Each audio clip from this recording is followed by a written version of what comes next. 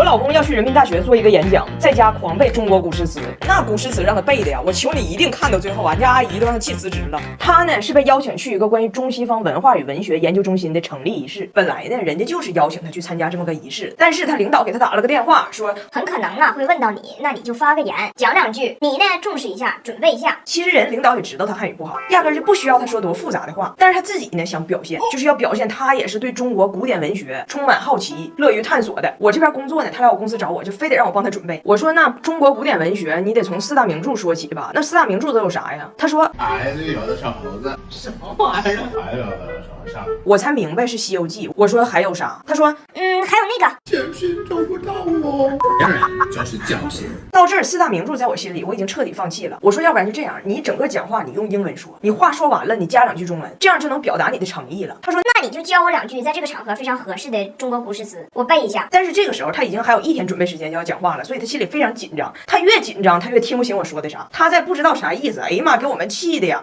莫愁前路无知己，不测前路无知己，路漫漫其修远兮，路漫漫其修远兮。吾将上下而求索。我在上下找厕所。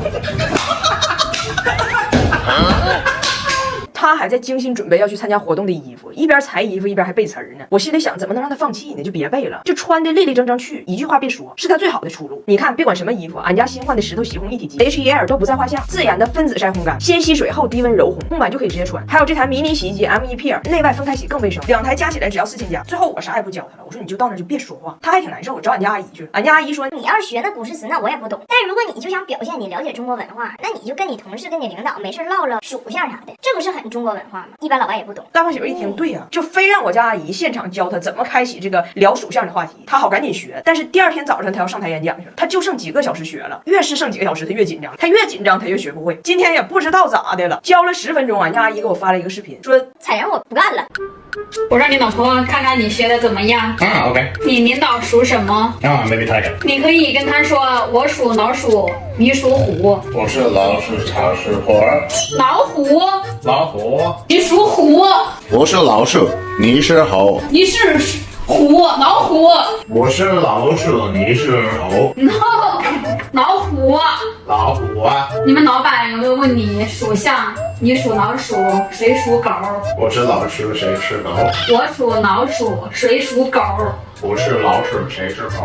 我属老鼠，你属虎，谁属狗？我是老鼠，你是老虎，谁是狗？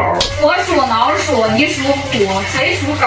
我是老鼠，你是猴，谁是狗？这谁教的会呀？我可教不了他，我可教不了他。张大铁现在去不成加拿大，全赖温迪。我老公2个月之前不是找到了他加拿大失散多年的亲生父亲，和他的对话呢牵扯出来很多我们不知道的故事，所以我们最近呢就在办这个去加拿大的手续，准备见一下他的亲生父亲。我和张大铁呢作为中国公民去加拿大需要办签证，我们要办的这个叫探亲签证，需要你去探的这个加拿大亲戚给你签署一个文件做担保。我们当时趁着温迪还在的时候就把这个文件给他打出来了，让他签。温迪不是今天因为这个事儿给忘了，要不然就明天有啥事给耽误了，一直没签。他都回加拿大了，我跟大胖媳妇发现他到走都没签，大胖媳妇就给他妈打电话要现场视频看着他签，逼得温迪终于说实话了。他说我不想签，我害怕。你看我作为探亲签证的担保人，我这个担保书啊，前面倒没啥问题，我温迪啥啥啥，出生哪年哪天，住在哪个街区，工作在哪儿，这重要信息都给他列清楚了。但最后一句话是我邀请谁谁谁和谁谁谁来加拿大，并承诺在此期间，我担保对象在加拿大产生的所有消费都由我来承担，有问题全找担保人。I don't feel comfortable to 担保你和张大铁在加拿大的所有开销。你们花钱大手大脚的，万一来加拿大你一咬牙买个房，你走了，我在这给你还房贷，你一咬牙全咬我身上了。我同事就给人担保过出过事儿。我说温迪，你讲讲良心，你来中国探亲前我可给你签过字儿。温迪说对呀，但你也真承担我所有开销了呀。但是你放心，我不是不签，我只是要把风险转移给我老公布莱恩。我跟他聊完了，他挣的比我多，他担保，这2天我给你办完。布莱恩好说话，说我担保，说我就银行卡里2000多刀了，牙我都没有了，你爱咋咋地。然而2天后，温迪的律师告诉他办不了，因为在法律上布莱恩跟大胖媳妇没有关系，跟我跟张大铁就更没有关系，没法担保。我说啊，他俩不是继父继子的关系吗？温迪说这事儿确实我整岔。当年布莱恩跟我结婚的时候吧，Jamie 才4岁，我律师当时就跟我说，布莱恩要对我儿子进行一个正式的领养的合法手续，需要花30多刀了。我当时寻思婚都结了，他还能不养吗？我花那钱干啥呢？就没办。所以里外里呢，布莱恩和大胖媳妇只是住在同一屋檐下生活了10几年的2个邻居。温迪说，所以这个事儿咱现在想要给他办成，就只能这样了。我寻思那他就赶紧签呗。温迪说，只能让布莱恩抓紧时间领养大胖媳妇。布莱恩也懵了，说行，那我就领养。我总公司老板前年跟他媳妇从亚洲领养一个小孩。抱回来的时候12斤，那家跟所有人显摆。他嘚瑟啥呀？我现在也从亚洲领养一个220斤，刚过完40岁生日，头发都白了。我白发人领白发人，白发人领白发人。然后一打听，成年以后的领养流程十分罕见，手续需要好几年。布莱恩跟大胖媳妇说，你抓点紧被我领养，别等我走了还没领着你呢。我责任感挺强，那到时候只能领着你走了。大胖媳妇也挺不解，跟我说，我本来想去加拿大认亲爹，结果还得先认后爹。你说我这个命，没有爹的时候吧，一个都没有；一来爹吧，赶一块堆来了。我2024命里犯爹。这龙年跌跌撞撞，跌跌撞撞的，我就寻思，我还不想去别人家住呢，睡也睡不好，醒来就腰酸背痛，不像俺家有顾家撑腰床垫，不愧是杭州亚运会官方床垫供应商，这双重撑腰结构加倍撑腰，啥体型都能睡，天然好眠超舒服，晚上睡好了，醒来才有劲面对俺家这风风雨雨。最后温迪把字签完跟我说，彩玲啊，这个事儿呢，它就是一个法律上的流程，反正这个字儿呢，我暂且是签了，但是天知地知你知我知，你别出去跟人说啊。我说放心吧，我能跟别人说吗？你俩签字了，但是咱谁也不跟谁说啊。